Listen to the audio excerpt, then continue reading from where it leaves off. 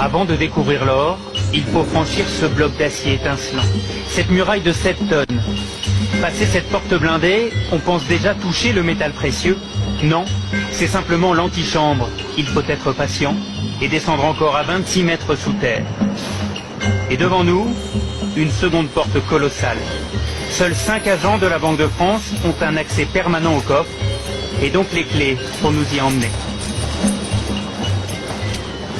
Pour des raisons de sécurité, les gardiens du trésor ne doivent pas être reconnus. Ils travaillent à la souterraine. C'est cette chambre inaccessible où dort l'or de la France depuis 1920.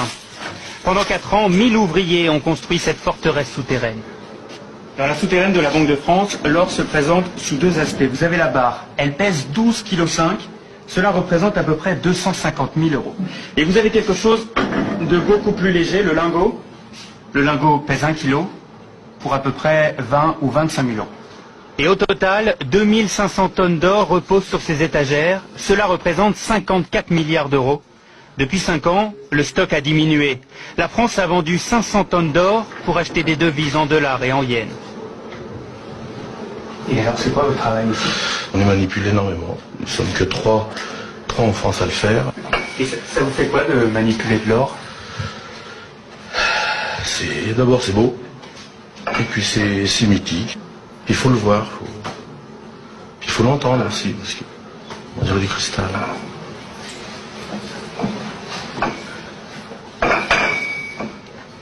Oui, c'est un son. Et tout cet or a bien failli être volé.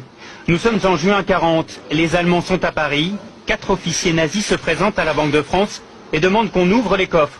Oui, mais ils sont vides. L'or est déjà sur les routes. Il y a 2800 tonnes d'or à évacuer, ce qui est considérable.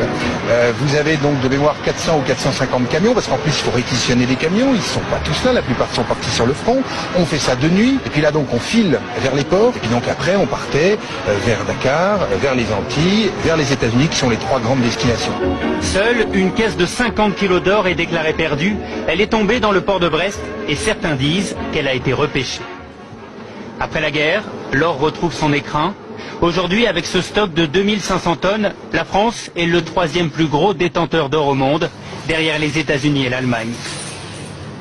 Cet or, c'est la forme ultime de paiement dans le monde. Donc ça fait partie de ce qui donne le crédit à la France, à l'économie française. C'est de la monnaie sous une autre forme que nous gardons précieusement contre tous les vols, toutes les tentations qui pourraient exister. Et comme vous l'avez vu, je peux vous garantir que c'est très très bien gardé. Jamais des cambrioleurs n'ont essayé de rentrer, c'est de toutes les manières impossible. Avant de ressortir, nous longeons ces caisses en aluminium, encore de l'or. Et puis, au détour d'une salle, des sacs de pièces sonnantes et trébuchantes. Des dollars qui rappellent la ruée vers l'or. Notre voyage au royaume de l'or aura duré 2 heures, avant de remonter vers le monde extérieur.